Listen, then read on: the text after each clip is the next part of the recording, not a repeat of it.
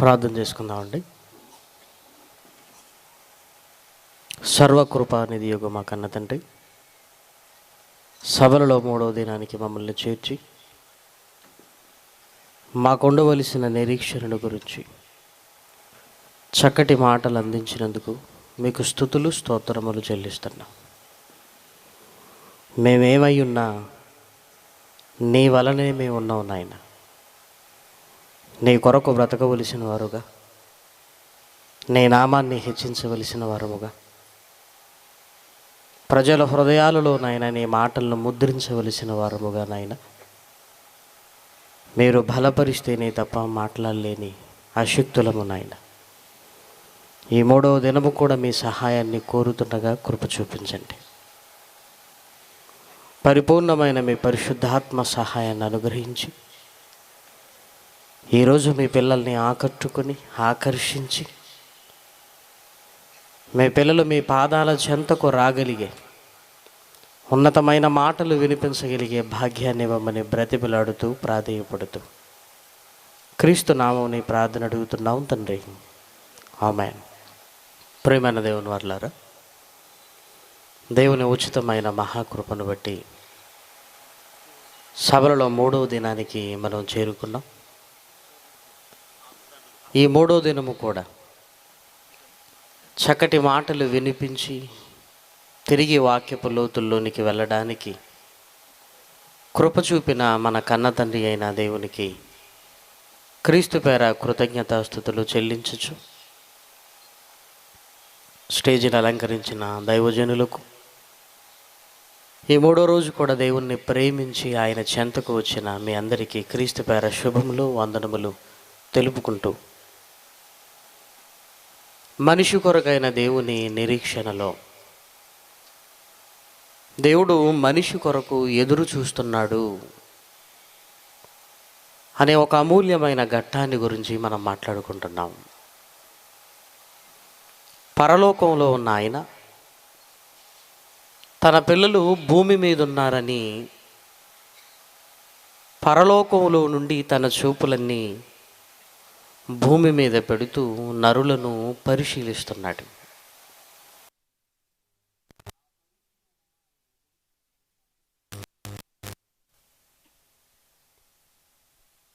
దేవుడు ఎదురు చూపుల్లోనైతే ఉన్నాడు, కానీ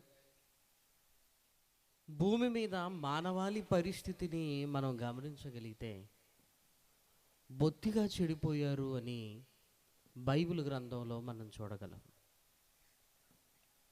కాబట్టి మనిషి పాడైపోయాడు, చెడిపోయాడు, దుష్టులైపోయారు.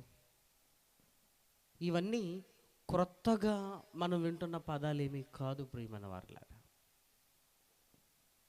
బైబిల్ గ్రంథంలో ప్రతిసారి దేవుడు హెచ్చరిస్తూ రాసిన పదాలే.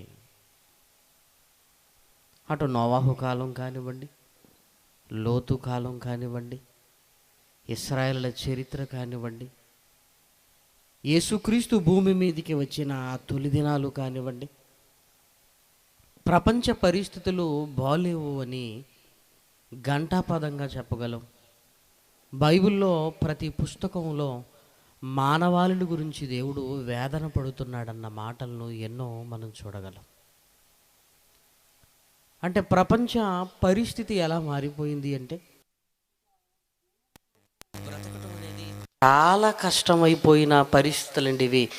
ఎవరు బ్రతకగలరండి అని మనిషి సన్నగిల్లే రోజుల్లో మనం ఉంటున్నాం. 66 పుస్తకాలలో ఏమో దేవుడు చాలా గొప్పగా బ్రతకాలంటున్నాడు. లోకం చూస్తే అలా బ్రతికే అవకాశం మనకు లేదు.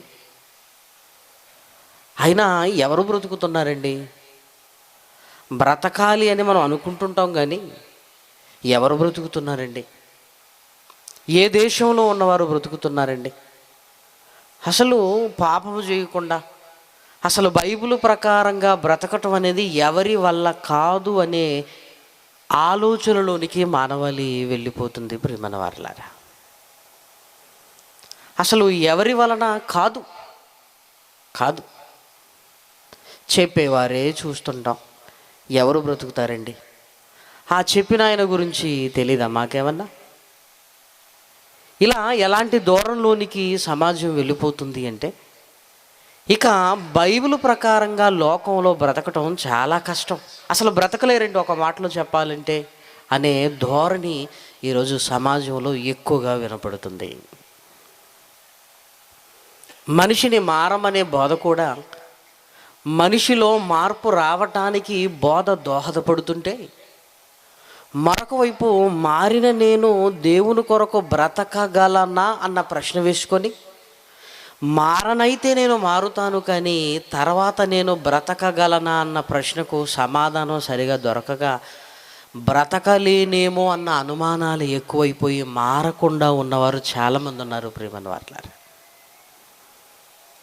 ఏమండి నేనేమనుకోను, మీరు ఒక మాట చెప్తారా? నేనేమనుకోనండి, ఎక్కడ చెప్పను, మళ్ళీ నేను అడగను. ఏంటి బ్రదర్ అంటే, ఏం లేదండి, చిన్నదండి నా సందేహం, మీరు ఎందుకు మారలేదో చెప్తారా బ్రదర్, ఎందుకు మారలేదు అన్నప్పుడు ఒక ఆయన నవ్వుతూ, నిజం చెప్తున్నానన్న మీరు అడుగుతున్నారు కనుక మారాలని నాకుంది, కానీ ఆ తర్వాత బ్రతకలేనేమో అన్న అనుమానం కూడా నాలో ఉంది. బ్రతకనప్పుడు మారటం ఎందుకన్నా? బ్రతకలేనప్పుడు మారటం ఎందుకు? నేను బ్రతకలేను అన్న ఆలోచన ఉన్నప్పుడు మనిషి మారటానికి సిద్ధపడడు. ఎందుకులే అనుకుంటుంటాడు. అంటే అప్పుడప్పుడు బైబిల్ గ్రంథంలో మాటలు చూస్తున్నప్పుడు ప్రతి మాట మనిషిని కదిలించే మాటగానే కనపడుతున్నప్పుడు ఎందుకు మనిషిలో మార్పు రావటం లేదు అని ఆలోచిస్తున్నప్పుడు, దేవా ఇంకా మేమేమైనా చెప్పాలా, ఇంకా ఏదైనా చెప్పాలా,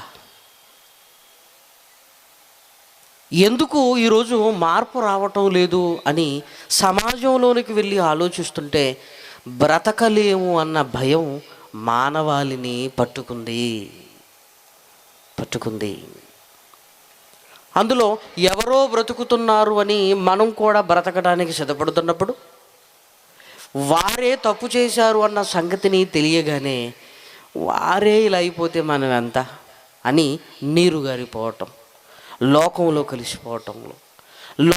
కలిసిపోయిన వారిని చూసి విశ్వాసులు కూడా, నా కళ్ళ ముందే దేవుడు దేవుడు అన్నాడు, లోకంలో కలిసిపోయాడు, వాడే ఇలా అయిపోతే ఇంకా నేను మారటం ఎందుకు, నేను కూడా అలా అయిపోతానేమో అన్న భయం.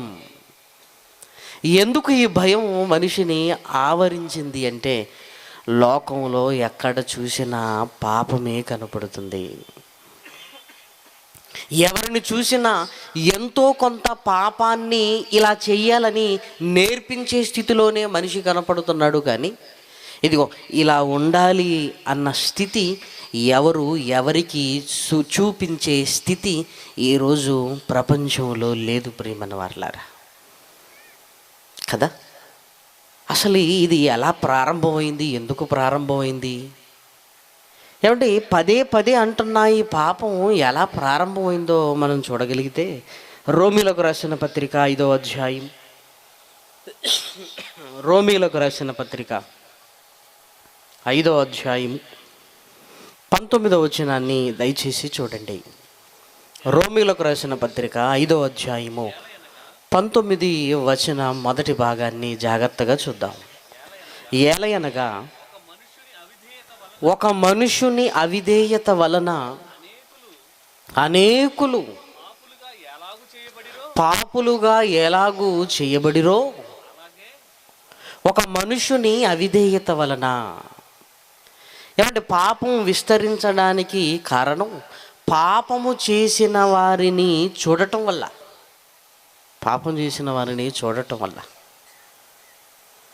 అతను చేయటం నేను చూశాను, నాకు కూడా చేయాలనిపించింది, నేను చేయటం ఇంకొకరు చూశారు, వాళ్ళకు కూడా నేనెందుకు చేయకూడదన్న ఆలోచన. అంటే ఒక అంటు రోగంలా ప్రపంచాన్ని అంటుకున్నది ఈ పాపం. పోనీ అది ఎంత భయంకరమైనదో అని మనం ఆలోచిస్తున్నప్పుడు, ఎంత భయంకరమైందంటే ఈరోజు ప్రపంచం నానా సమస్యలతో కృంగిపోవటానికి, నానా సమస్యలు ప్రపంచం మీద పడటానికి కారణం ఏదేనులో ప్రారంభమైన పాపం అంటే మీరు నమ్మగలరా? ఆలోచించండి ఒక్కసారి. ఏమండి, ఎవరో చేశారు, ఎప్పుడో చేశారని ఒకవేళ దాన్ని చిన్నగా చూస్తున్నారేమో కదా. ఆదాము గారు చేశారు, ఇప్పుడు లేరు. ఆదాము చేసిన ఏదేను, ఎక్కడైతే మొట్టమొదటి పాపం జరిగిందో ఇప్పుడు ఆ ప్లేస్ ఏదేనుగా లేదు. చేసిన అతను లేదు, చెయ్యబడిన స్థలము లేదు, ఆ చెట్టు లేదు, ఆ పండు లేదు, పాపం మాత్రం మిగిలిపోయింది. ప్రియమైన వారలారా, అవన్నీ లేనప్పుడు ఇది కూడా లేకుండా పోతే బాగుండు కదా.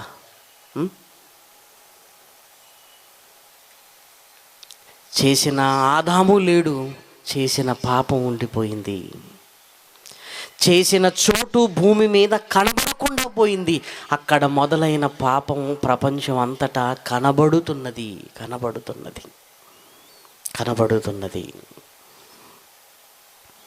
ఆ చెట్టు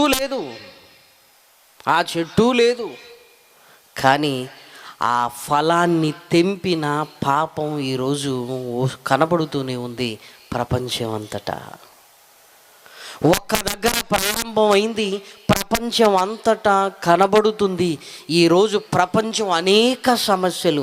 ఈరోజు తిండి కోసం బాధపడవలసిన పరిస్థితి ఎందుకు వచ్చింది? తప్పు చేయటం వల్ల కాదా? ఇదిగో ఈరోజు ఒంటి మీదికి ఈ బట్టలు ఎందుకు వచ్చాయి? తప్పు చేయటం వల్ల కాదా?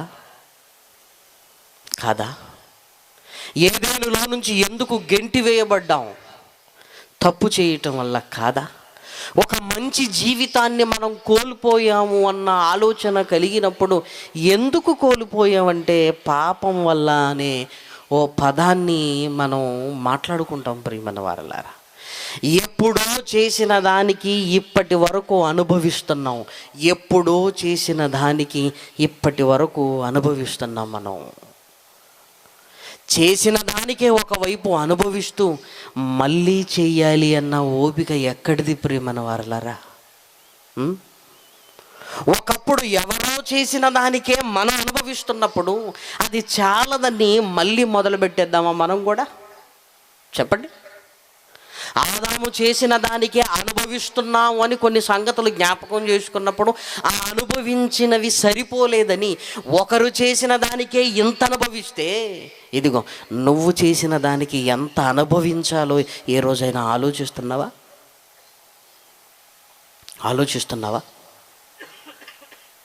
కాకపోతే ఎలా నేర్చుకున్నావంటే 19వ వచనంలో దేవుడు స్పష్టంగా చెబుతున్నాడు. చూడండి, రోమీలకు రాసిన పత్రిక 5వ అధ్యాయము 19వ వచనం. ఏలయనగా మనుషుని అవిధేయత వలన అనేకులు పాపులుగా ఎలాగూ చేయబడిరో, అలా పాపము పెరగటం వల్ల, ఆ పాపపు బ్రతుకుల వల్ల ఈరోజు మనం ఏమనుకుంటున్నామంటే ప్రియమైన వరలారా, ఉండటం మన వల్ల కాదయ్యా, కాదు,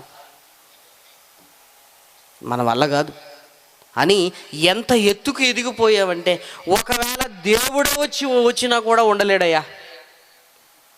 దేవుడే వచ్చినా ఉండలేడు. చూసారా ఏ స్థితికి వెళ్ళిపోయాడు?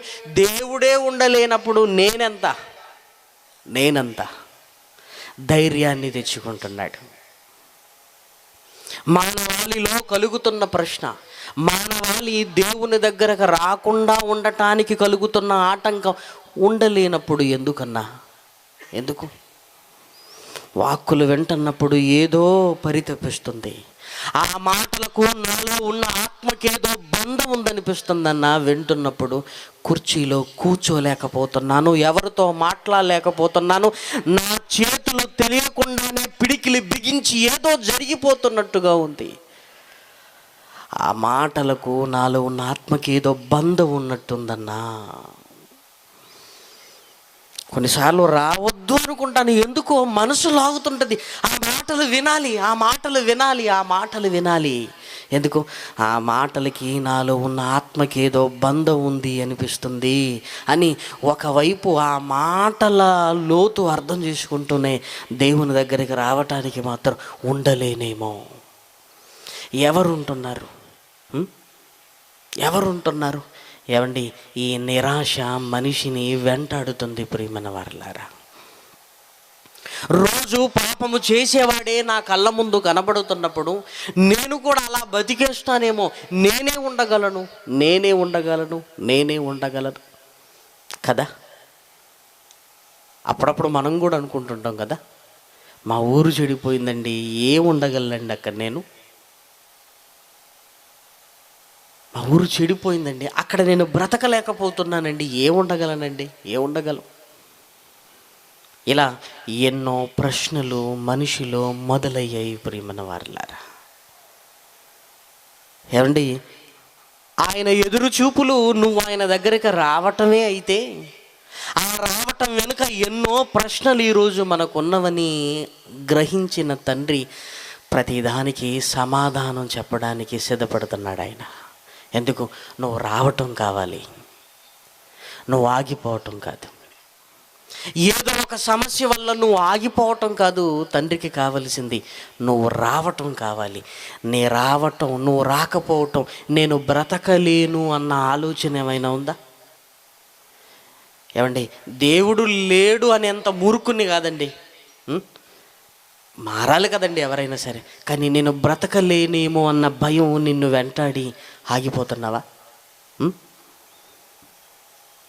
బ్రతుకుతానని నీకంటే ముందున్నవారు లోకంలో కలిసిపోవటం చూసి ఏమైనా నువ్వు భయపడుతూ దేవుని వైపుకు అడుగులు ఏమైనా వేయలేకపోతున్నావా?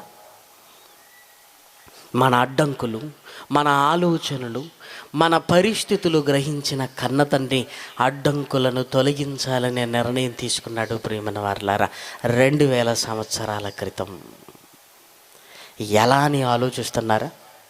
ఆ తొలగించే క్రమంలోనే మహనీయుడు ఈ లోకానికి రాక, యేసుక్రీస్తు పుట్టుక వీటన్నింటికి సమాధానముగా ఉండాలి అని చెప్తున్నాడు. కాబట్టి బైబిల్ గ్రంథంలో యేసుక్రీస్తు ఎందుకు పుట్టాడు ఒక మాటలో చెప్పండి అంటే చాలా కష్టం ప్రియమైన వారలారా. ఆయన రాక ఎన్నింటికో సమాధానం, ఎన్నింటికో. అటు పాత నిబంధన గ్రంథం నుంచి చూసినప్పుడు, ఇటు క్రొత్త నిబంధనలో ఆలోచిస్తున్నప్పుడు ఆయన రాక ఎన్నింటికో సమాధానం. ఆయన రాక ప్రపంచ మానవాళికి ఒక సమాధానం. అందుకే ఆయన పుట్టుక ఎక్కడ జరుగుతుందో ఒక్కసారి భౌగోళికమైన పరిస్థితిని చూడగలిగితే యెహెజ్కేలు గ్రంథంలో రాయబడిన ఒక మంచి మాట దయచేసి మీ బైబిల్ తెరిచి చూడండి. యెహెజ్కేలు గ్రంథము 38వ అధ్యాయము 12వ వచనం. 38వ అధ్యాయము 12వ వచనం. వారిని దోచుకుని కొల్ల సొమ్ముగా పట్టుకొనుటకై పూర్వము పాడై మరలా నివసింపబడిన స్థలము మీదికి తిరిగిపోయేదను. ఆయా జనములలో నుండి సమకూర్చబడి పశువులను సరుకులను కలిగి భూమి నట్ట నడుమ నివసించు జనుల మీదికి తిరిగి పోయేదను. భూమి నట్ట నడుమ నివసించు ప్రజలు, భూమి నట్ట నడుమ, ప్రపంచానికి మధ్య భాగం, కేంద్ర స్థానం ఏదో తెలుసా? భూమి నట్ట నడుమ నివసించు ప్రజలు ఎవరో తెలుసా? భూమి నట్ట నడుమ నివసించు ప్రజలు అన్నాడు. ఇశ్రాయేలీయులు, భూమి నట్ట నడుమ నివసించు ప్రజలు, ఇశ్రాయేలు దేశం. ఆ ఇశ్రాయేలు దేశంలోనే బెత్లెహేములో పుట్టాడు. బెత్లెహేములోనే ఎందుకు పుడుతున్నాడు అంటే, ప్రపంచానికి సమాధానం చెప్పాలంటే ఎక్కడి నుంచి రావాలి ఆ సమాధానం? భూమి యొక్క నట్ట నడుమ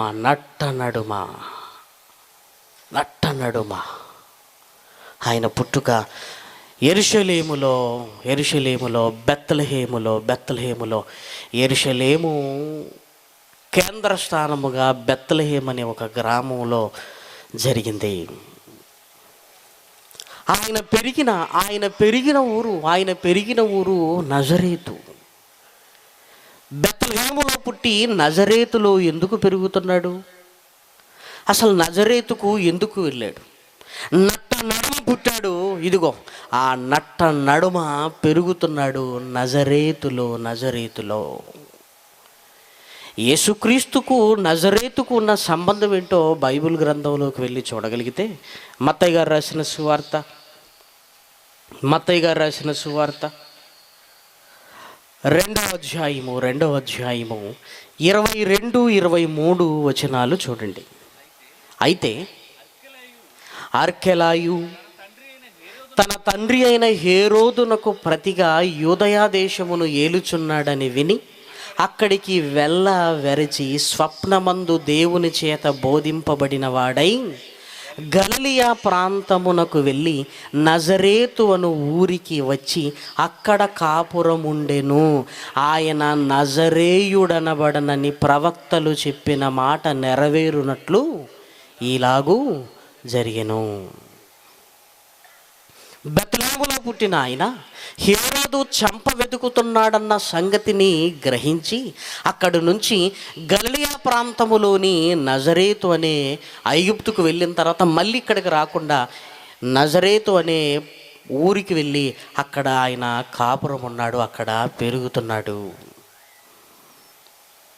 అక్కడ పెరుగుతున్నాడు ప్రియమైన వారలారా. హేరోదు వారి నుంచి తప్పించుకోవటానికి ఐగుప్తుకు వెళ్ళి అక్కడి నుంచి మళ్ళీ వెనక్కి రావటానికి ఇష్టం లేక స్వప్నమందు దేవుని చేత బోధింపబడిన వారై గలిలయలోని నజరేతు ఊరిలో కాపురం ఉన్నారు. ఎంతకాలం ఉన్నారంటే నజరేయుడు అనబడుతున్నాడు అంటే ఆ ప్రాంతపు వాసి అని అనబడుతున్నాడంటే ఆయన బాల్యం అంతా అక్కడే జరిగింది. ఆయన బాల్యం అంతా ఆలోచించండి ఒకసారి. యేసుక్రీస్తుకు తీర్పు జరుగుతున్నప్పుడు కూడా ఇదిగో ఈయన గలిలయ ప్రాంతం అంతా రేపుతున్నాడు అనగానే ఇతను గలిలయుడా, అయితే అక్కడికే పంపించండి, నేనెందుకు విచారించాలి అన్నాడు అధికారి. ఇతను గలిలయుడా, అయితే అక్కడికే పంపించండి, ఇక్కడెందుకు విచారణ చెయ్యాలి? నజరేయుడు అనబడుతున్నాడు ప్రియమైన వారలారా. శిలువ మీద విలాసాన్ని రాసేటప్పుడు ఇదిగో నజరేయుడైన యేసు, నజరేయుడు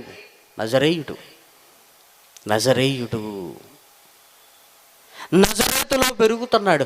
భూమికి నట్ట నడుమ భూమికి పెరుగుతున్నాడు.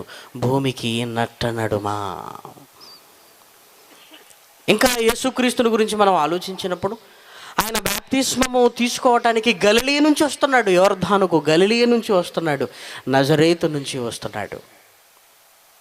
యేసుక్రీస్తు మొట్టమొదటిగా చేసిన సూచక్రియ ఎక్కడ చేశాడని మనం చదువుకుంటున్నాం. గలిలయలోని కానా. ఈ గలిలయలోనే నజరేతు ఉంది. అక్కడే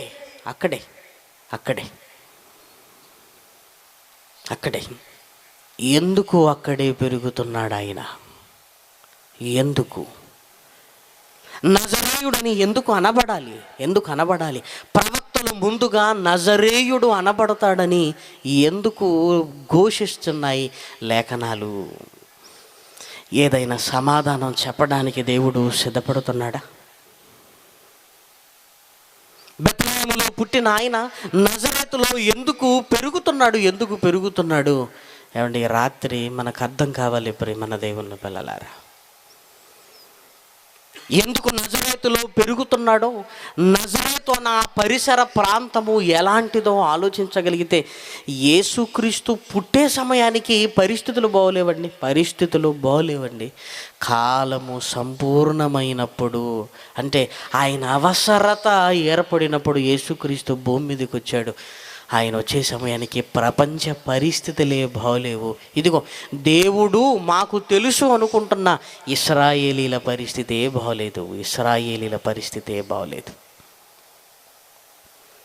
బాగోలేదని మనం అనుకోవటం కాదు. కానీ లేఖనాలలోనికి వెళ్ళగలిగితే యోహాను గారు రాసిన సువార్త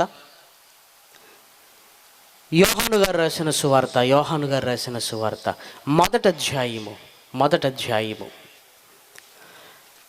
45 నుంచి జాగ్రత్తగా చదువుకుందాం. ఫిలిప్పు నతనయేలును కనుగొని ధర్మశాస్త్రంలో మోషేయు ప్రవక్తలను ఎవరిని గురించి వ్రాసిరో ఆయనను కనుగొంటిమి. ఆయన యోసేపు కుమారుడైన నజరేయుడగు యేసు అని అతనితో చెప్పెను.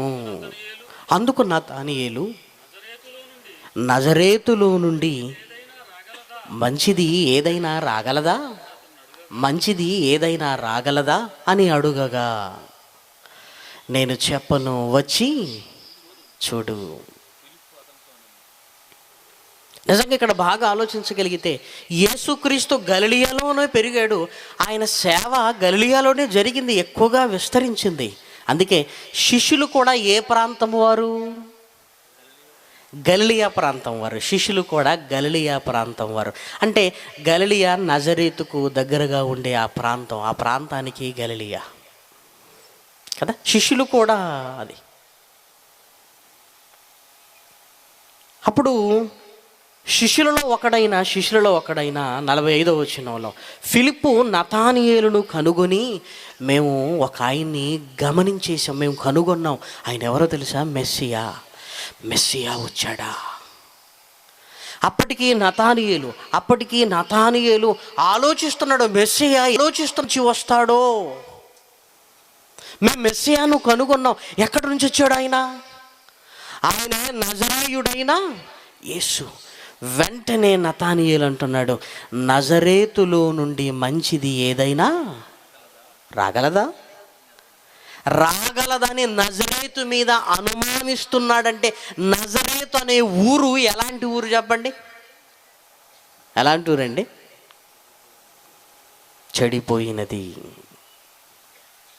చెడిపోయిందండి.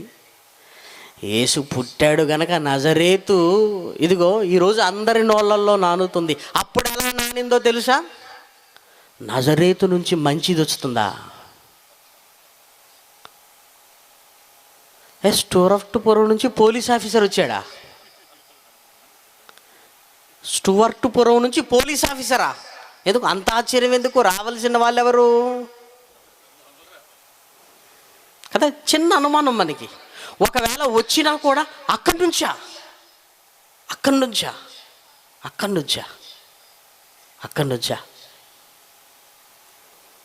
సమాధానం చెప్పడానికి సిద్ధపడుతున్నాడు. ప్రేమన వారలారా, ఉండలేమని మనం అనుకుంటున్నాం కదా. ఇదిగో చేసేవాడిని చూస్తూ నేనెలా ఉండగలను, నా వల్ల కాదు అని మనం అనుకుంటున్నాం కదా. ఆయన ఎదురు చూపులకు అడ్డుపడింది ఇదే కదా ప్రేమన వారలారా. నేను ఉండలేను అనే ఆలోచనే కదా. తన కుమారుణ్ణి భూమి నట్ట నడుమ, ఎందుకో తెలుసా? అందరూ చూడాలి ఆయన బ్రతుకును. అందరూ చూడాలి. దీపము వెలిగించి ఎక్కడ పెట్టాలట? కొంచెము మీద పెట్టాలి. యేసుక్రీస్తును పుట్టించి భూమి నట్ట నడుమ పెట్టాడండి. ప్రపంచ ప్రజలు చూడాలి. కొండపైనున్న పట్టణము మరుగై ఉండలేదు. ఇదిగో ప్రపంచానికి నట్ట నడుమ పుట్టించి ఆయనను కొండపై పెట్టినట్టుగా పెట్టాడు. ప్రియమైన వారలారా, నా కుమారుణ్ణి అందరూ చూడాలి. నతానియేలు ఆశ్చర్యపోయాడు. ఎందుకంటే నజరేతు పాపముతో నిండుకొనినది.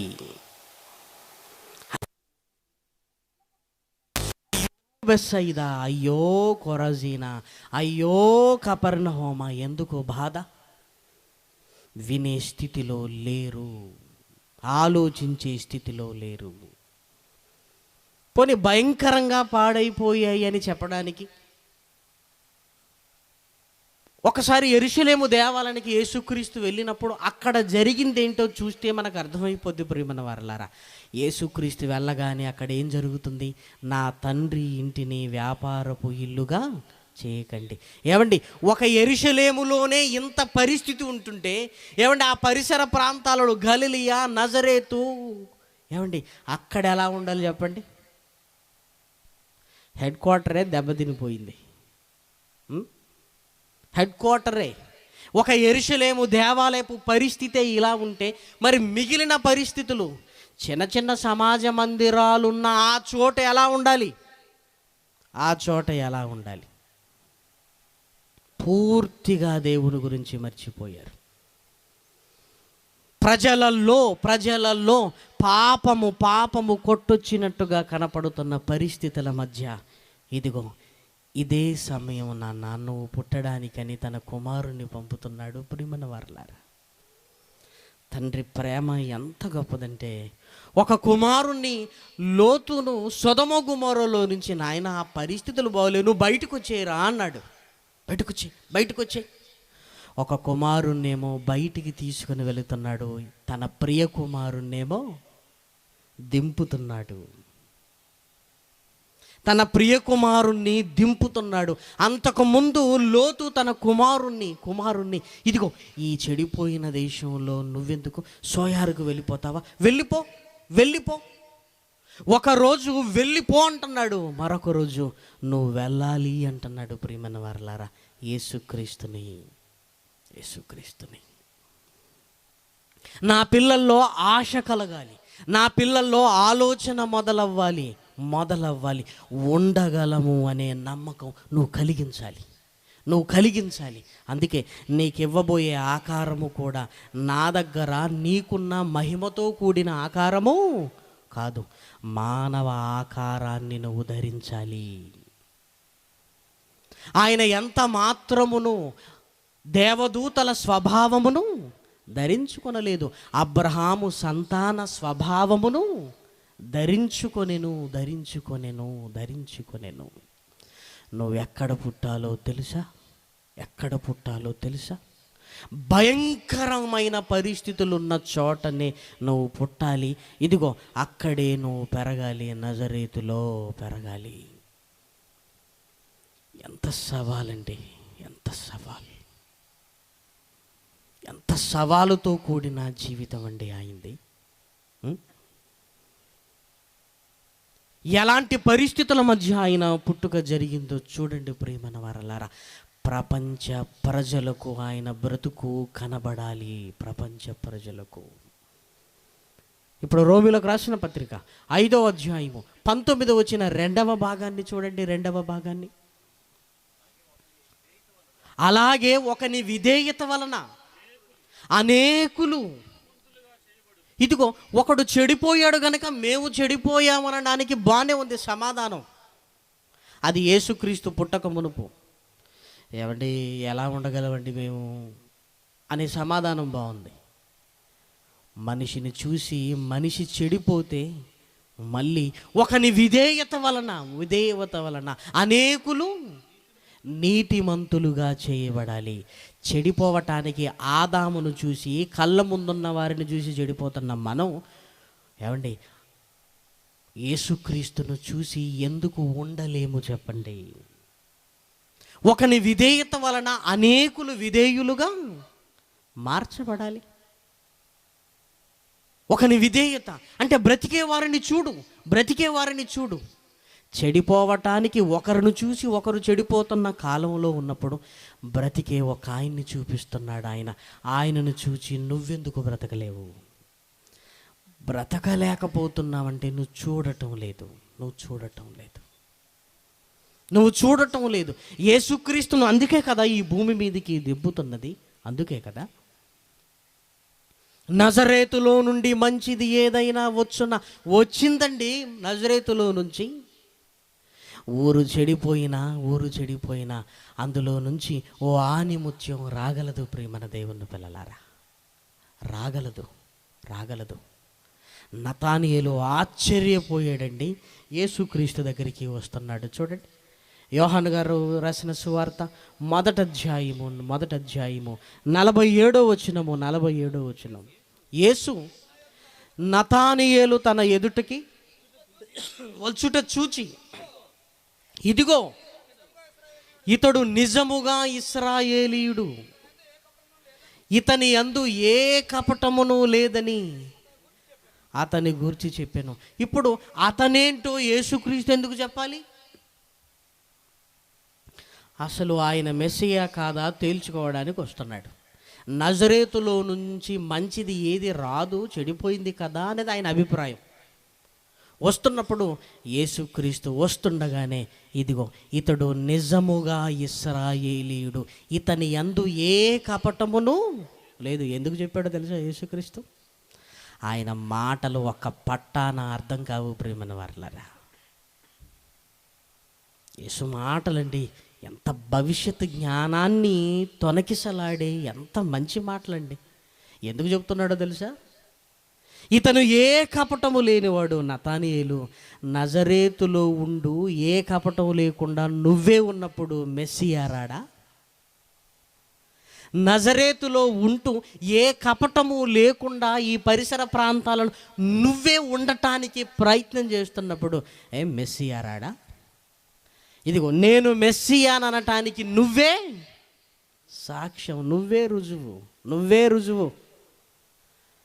నా గురించి చెప్పాడు అంటే ఈయనెవరు?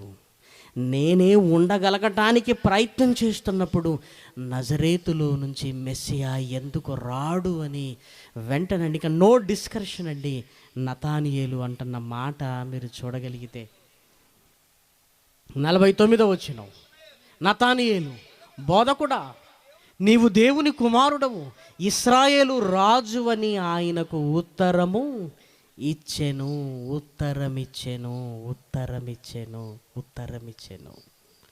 అర్థమైపోయింది. వస్తుంది మంచిది. ఎక్కడి నుంచి? చెడిపోయిన ప్రాంతాలలో కూడా మంచి వస్తుంది ప్రియమైన వారలారా. మనం రాలేము, మనం ఎవరు ఉండరు అని మనం అనుకుంటున్నాం ప్రియమైన వారలారా. నా వల్ల కాదు, నేను బ్రతకలేను అని ఎన్నో సమాధానాలు ఈ గుండెల్లో పెట్టుకున్నాం మారకుండా ఉండటానికి. కానీ ఉండగలవయ్యా నువ్వు. నీ ఊరు చెడిపోయినా నువ్వు ఉండగలవు.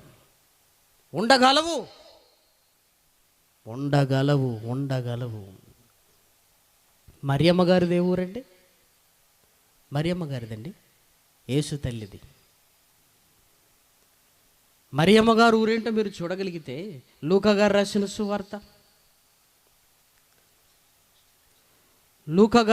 సువార్త మొదటి అధ్యాయము 26వ వచనం. 6వ నెలలో గబ్రియేలును దేవదూత గలిలయలోని నజరేతను ఊరిలో దావీదు వంశస్థుడైన యోసేపును ఒక పురుషునికి ప్రదానము చేయబడిన కన్యక యొద్దకు దేవుని చేత పంపబడెను. నజరేతు. మరి అమ్మగారిని సెలెక్ట్ చేసుకున్నాడంటే ఏమండి, ఇదిగో ఆ చెడిపోయిన ప్రాంతంలో భక్తి కలిగిన ఒక కన్యకగా ఉంది ప్రియమైన వరలారా. ఉండలేమంటావేంటి? ఏమంటే వీళ్ళు చెడిపోయారండి, వాళ్ళు చెడిపోయారు. ఇంకో సంగతి తెలుసా? నాకు బాప్తీసం ఇచ్చిన ఆయన కూడా చెడిపోయాడు. అంటే నీకు లైసెన్స్ ఇచ్చాడు చెడిపోమని? అంటే ఎప్పుడు మనం ఏమనుకుంటామంటే మన వల్ల కాదు, అమ్మయ్యా నేను కూడా ఉండలేను. ఎప్పుడు ఇదేనా? వద్దు, ఎవరిని చూడకయ్యా. ఒక మరియమ్మ గారు ఉంది కదా, తనకున్న భక్తిని దేవుణ్ణి ఆకర్షించింది కదా, తన గర్భంలో మహనీయుడైన యేసుకి చోటిచ్చింది కదా. ఒక నతానియేలు కనపడుతున్నాడు కదా, ఉండరు అని మనం అనుకుంటుంటాం ప్రియమైన వారలారా. కానీ ఉండేవారిని మనం చూడం ప్రియమైన వారలారా. ఆయిరగవారంలో ఎవరున్నారండి అంటారు. ఎవరు లేరనుకుంటున్నారా? ఉండరాజువారంలో ఎవరున్నారండి అంతగా? ఉండేవారిని చూడవు. నీ కనబడే వాళ్ళంతా ఎవరు? ఉండని వారే. కానీ నువ్వు ఎప్పుడైనా చూసావా? ఉండగలగడానికి ప్రయత్నం నువ్వు చేసావా? ఏమండి, ప్రయత్నం చేసి నువ్వే ఉన్నావనటానికి నువ్వే సాక్షిగా ఉండవలసిన మనం ఏమండి నెమ్మదిగా నీరు గారిపోతున్నాం అంటే లోకాన్ని చూస్తున్నాం. ఒకని అవిధేయత వలన అనేకులు ఇంకా అవిధేయులను నువ్వు చూస్తున్నావు. ఈరోజు ఒక విధేయుణ్ణి చూడగలవా? ఉండగలవన్న నమ్మకాన్ని పెంచుకోగలవా? తండ్రి నేను ఉండగలనన్న నమ్మకంతో నీ కన్న తండ్రి దగ్గరికి రాగలవా? ఆయన ఎదురు చూపులకు ఫుల్ స్టాప్ పెట్టగలవా? నేను ఉండగలను నాయన, ఉండగలను. ఒక మరియమ్మ గారు ఉన్నారు, ఒక నతానియేలు గారు కనపడుతున్నారు. ఇంకా ఇంకా ఇంకా ప్రపంచపు దృష్టిని ఆకర్షించిన, తన బ్రతుకు వల్ల ఆకర్షించిన మహనీయుడైన యేసుక్రీస్తు నజరేతులో పెరిగి పెరిగి ఆయన కనబడుతున్నాడు అంటే ఎంత ఆశ్చర్యం అండి. ఎందుకు? ఉండగలగమనే నమ్మకాన్ని నీకు కలిగించడానికి, ఉండగలవన్న నమ్మకాన్ని కలిగించడానికి ప్రేమన దేవుని పిల్లలారా, ఉండగలము. ఆయన ఎదిగి యేసుక్రీస్తు చెప్పిన మాటలు మనకు చాలా ఆశ్చర్యాన్ని కలిగిస్తాయి ప్రేమన వారలారా. ఎందుకు ఆశ్చర్యం కలుగుతుందంటే మనం ఉండలేము గనుక మనకు ఆశ్చర్యం. ఒకవేళ మనం ఉంటున్నాం అనుకున్నప్పుడు ఏమంటాం తెలుసా అండి? ఎవరైనా ఉండగలరు కదండి, ఇందులో ఆశ్చర్యం ఏంటంటారు. యేసుక్రీస్తు జీవితం ఎందుకు ఆశ్చర్యం అంటే మనం ఉండలేకపోతున్నాం కనుకనే. మళ్ళీ అమ్మో ఆయనకు మనకు పోలికేంటి అని ఒకవేళ మళ్ళీ యేసుక్రీస్తుని ఏదో గొప్ప చేసినట్టుగా మనం ఏదో తప్పు చేయొచ్చు అన్నట్టుగా మాట్లాడకూడదు ప్రియమైన వారలారా. ఆయన కూడా మనలాంటి శరీరాన్నే ధరించుకున్నాడు.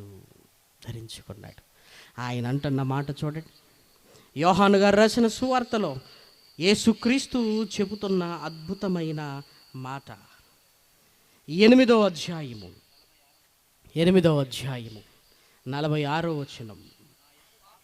నా యందు పాపమున్నదని మీలో ఎవడు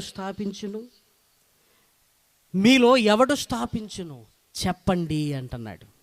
చెప్పండి అంటున్నాడు.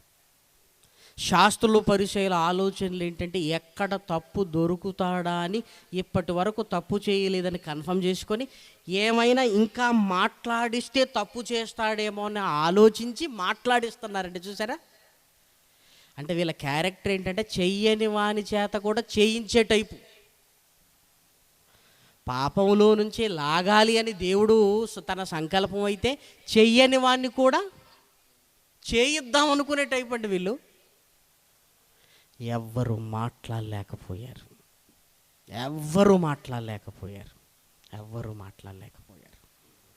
హెబ్రీలకు రాసిన పత్రికలో రాయబడిన ఒక మంచి మాట చూద్దాం. 8వ అధ్యాయము 25 2వ భాగము. పవిత్రుడును నిర్దోషియు 7వ అధ్యాయం అండి, క్షమించండి, 7వ అధ్యాయము 25 2వ భాగం. పవిత్రుడును నిర్దోషియు నిష్కల్మషుడును పాపులలో చేరక ప్రత్యేకముగా ఉన్నవాడును. ప్రత్యేకంగా ఉన్నాడంటే నజరేతులో లేడు అనుకోకండి. నజరేతులో ఉన్న పాపులలో చేరక ప్రత్యేకముగా ఉన్నవాడు. చూసారా ప్రియమైన వారలారా? ఎన్ని మాటలండి బైబిల్ గ్రంథంలో. ఉండగలుగుతున్నాడు, మనము కూడా ఉండగలమన్న నమ్మకాన్ని కలిగిస్తున్నాడు. 4వ అధ్యాయము 15వ వచనం. మన ప్రధాన యాజకుడు మన బలహీనతల యందు మనతో సహానుభవం లేనివాడు కాడు గాని సమస్త విషయములలోనూ మనవలే శోధింపబడినను ఆయన పాపము లేనివాడుగా ఉండెను. ఏమండి, ఎప్పుడు నమ్మకం కలుగుతుంది? మీరు ఉండగలననే నమ్మకం. ఎప్పుడు? యేసు జీవితాన్ని చూస్తున్నారా? ఇంకా ఆదాము గారి జ్ఞాపకం వస్తున్నారా? లేకపోతే ఇంకెవరో నీ కళ్ళ ముందు చెడిపోయిన వారు జ్ఞాపకం వస్తున్నారా? వారిని చూడకండి ప్రియమైన వారలారా. మీకు బతకాలనిపించదు, ఇంకా మీకు బ్రతకాలనిపించదు. యేసును చూడండి. ఇలాంటి పరిస్థితుల మధ్య ఆయన ఎలా ఉండగలిగాడు? అయితే నేను కూడా ఉండగలనన్నమాట. ఏమైనా ప్రయత్నం చేస్తున్నావా? ఉండగలగటానికి ఇప్పటి వరకు నువ్వు చేసిన ప్రయత్నం ఏంటి నీ ప్రయత్నం? ఏ ప్రయత్నం చేయలేకపోతే ఇదిగో, నువ్వు ప్రయత్నం చేయనప్పుడు ఎలా సక్సెస్ అవుతావు చెప్పు. ఉండలేనన్న మాట అలవాటైపోయింది. ఎప్పుడు ఉండగలవన్న నమ్మకంలోనికి వస్తాం ప్రియమైన వారలారా. తండ్రి దగ్గర నుంచి వెళ్ళిపోయిన కుమారుడు ఆలోచిస్తున్నాడు, నా తండ్రి నన్ను చేర్చుకుంటాడా? చేర్చుకోడు అనుకుంటే నేను వెళ్ళటం వేస్ట్, ఇక్కడే ఉండిపోతాను, ఏం చేద్దాం. కానీ దాసుడుగానైనా నన్ను చేర్చుకుంటాడేమో అన్న ఒక ఆలోచన, చూసారా, ఆలోచన. నీ తండ్రి కూడా అంతే, నీ తండ్రి కూడా అంతే. తన దగ్గరకు రావటానికి నువ్వు భయపడతావని, ఇదిగో తన కుమారుడైన యేసుక్రీస్తును నీలాంటి ఆకారాన్నిచ్చి పంపించి ఆయన ఆకారములో ఉంటున్న రక్తాన్ని ఇదిగో నేలకు చిందింపచేసి రక్షణను ప్రసాదించాడు. ప్రియమైన దేవుని వారలారా, తప్పిపోయిన వారు దొరకాలంటే అడ్వర్టైజ్మెంట్లు ఇస్తామండి, అడ్వర్టైజ్మెంట్ ఇస్తాం. లేదు అంటే బహుమానం అంటాం. అప్పుడప్పుడు చూస్తున్నప్పుడు ఏం రాసి ఉంటుందంటే, ఒరే నువ్వు వెళ్ళిపోయిన దగ్గర నుంచి మీ అమ్మ మంచం పట్టిందిరా, చివరి చూపులకైనా రారా అని రాసి ఉంటుంది. ప్రియమైన వారలారా, ఎందుకంటే ఒకవేళ వాడిది చూస్తే నా తల్లి చావు బ్రతుకుల మధ్య ఉందని గ్రహించైనా వస్తాడు అనే ఆశ ప్రియమైన వారలారా కదా. పరలోకమందున్న కన్న తండ్రి ఎదురు చూపులలో ఉన్న ఆశ ఏంటో తెలుసా? ఇదిగో మీ కొరకు నా కొడుకును చంపుకుంటున్నాను, ఇదిగో నా కొడుకును సిలువ మీద బలిస్తున్నాను. ఈ వార్త తెలిసిన మనసు కరగలేదా ప్రియమైన వారలారా? అమ్మ మంచం పట్టిందంటే రావాలన్న ఆలోచన కలిగినప్పుడు యేసు సిలువను పట్టాడు. ప్రియమైన దేవుని పిల్లలారా, అది చూసి కూడా రాలేకపోతున్నారా? ఆయన సిలువను పట్టింది ఎందుకు అనుకుంటున్నారు? మంచం పట్టిన అమ్మను ప్రేమించే గుణం నీకు ఉన్నప్పుడు ఇదిగో నీ కొరకు సిలువను పట్టాడు. ఎందుకు? ఆయన రక్తధారలైనా నీకు దారి చూపించి తండ్రి దగ్గరకు నువ్వు వస్తావు అని. ప్రియమైన వారలారా, ఆయన వేదన అంతా ఇంత కాదండి. మనిషి బ్రతికున్నాడా చచ్చిపోయడానికి టెస్ట్ చేస్తారండి 2 రకాలుగా. మొదటిది, డాక్టర్ అయితే వైద్య పరిజ్ఞానం ఉంటే నాడీ పట్టుకుంటారు. ఒకవేళ ఆ పరిజ్ఞానం లేకపోతే ముక్కు దగ్గర వేళ్ళు పెట్టి శ్వాస తీసుకుంటున్నాడా లేదా చెక్ చేస్తాం. అవకాశం లేదండి అంటాం మనం కదా. ఇంకా పరిజ్ఞానం, బ్రెయిన్ డెడ్ అయిందా లేదా చూస్తామండి. యేసుక్రీస్తు చచ్చాడో బ్రతికాడో ఎలా చూశారో తెలుసా ప్రియమైన దేవుని పిల్లలారా? నాడి పట్టుకొని చెక్ చేయలేదు. ఇదిగో ఒక నిచ్చెన వేసుకొని శిలువ మీద ఉన్న ఆయన దగ్గరికి వెళ్ళి ముక్కు దగ్గర వేళ్ళు పెట్టలేదు. ప్రియమైన వారలారా, చచ్చాడా బతికాడా అని ఒక బల్లాన్ని తీసుకొని పక్కలో పొడిచారు. ప్రియమైన దేవుని పిల్లలారా, ఇంతవరకు చావకపోతే ఇప్పుడైనా చావాలన్న కసితో ఇదిగో ఈ పక్కలో బల్లంతో పొడిచారు. ప్రియమైన దేవుని పిల్లలారా, మంచం పట్టిన అమ్మను ప్రేమించే గుణం ఉండి ఇంటికి వచ్చిన వాళ్ళు బోళ్ళంతమంది ఉన్నారండి, బోళ్ళంతమంది ఉన్నారు. నీ యేసు నీ కొరకు సిలువను పట్టి ప్రపంచపు నట్ట నడుమ ఆకాశానికి భూమికి వేలాడాడు కదా. రావా? నువ్వు రాలేవా? అడుగు నీ కన్న తండ్రి వైపు నువ్వు వెయ్యలేవా?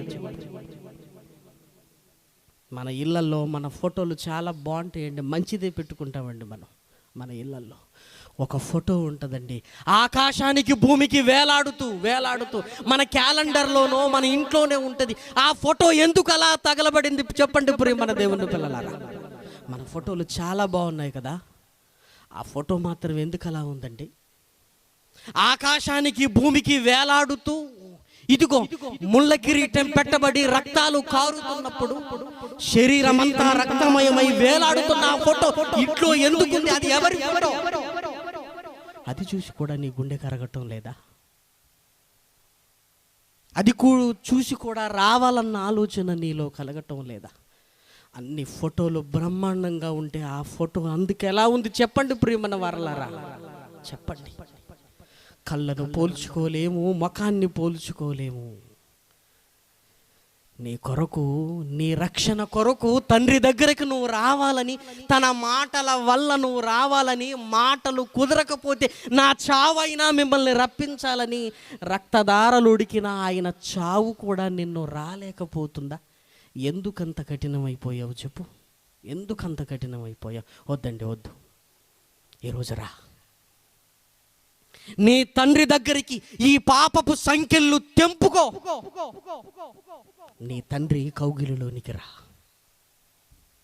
పవిత్రుడైన నీ తండ్రిని ఒక్కసారి హత్తుకో. తండ్రి, నేను పాపిని అన్న ఆ ఒక్క మాట చాలు. నిన్నేమడగడు. లోకం 1,00,000 అడుగుతుంది, 1,00,000. నిన్నేం అడగడానికి ఆయన సిద్ధంగా లేడు. తండ్రి, నేను పాపిని అన్న ఒక్క మాట చాలు. గుండెలకు హత్తుకుంటాడు ఆయన. మనిషి క్షమించాలంటే కాళ్ళ మీద పడమంటాడు, కానీ ఒక్క మాట నేను పాపిని అంటే తన గుండెలకు హత్తుకోవడానికి సిద్ధంగా ఉన్నాడు. నీ కొరకైనా ఎదురు చూపులు. ఆయన సిలువను పట్టింది నీ కోసమే, ఆయన రక్తాన్ని కార్చింది నీ కోసమే. రా, వచ్చేయ్. నువ్వు నిలబడగలవు, నువ్వు ఉండగలవు, నువ్వు బ్రతకగలవు. యేసుక్రీస్తు బ్రతికించి చూపించినప్పుడు ఇంకేం అడ్డంకి నీకు? ఇంకేం అడ్డంకి? ఆలోచించండి ప్రియమైన వారలారా. దేవుని పాదాల దగ్గరకు రాగలిగితే నీ కొరకే ఆయన ఎదురు చూపులు, నీ కొరకే ఆయన ఎదురు చూపులు. చివరి ఘట్టాన్ని రేపు మాట్లాడుకుందాం, ప్రార్థన చేసుకుందాం.